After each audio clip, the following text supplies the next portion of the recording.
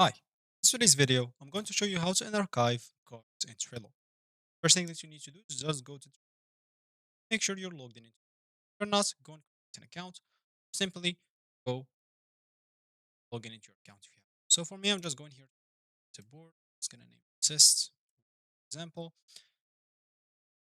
It's here example. I'm just list called tests and this again.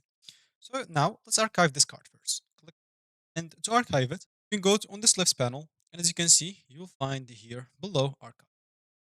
That's as you can see, this card was archived. If you go here, you will not find it. So how to unarchive this card?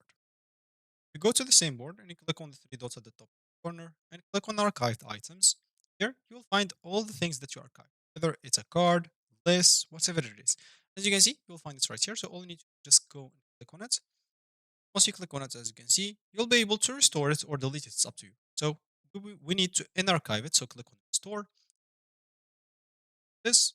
As you can see, it's already have it again if I going to be it for me in this video. Thank you for watching and goodbye.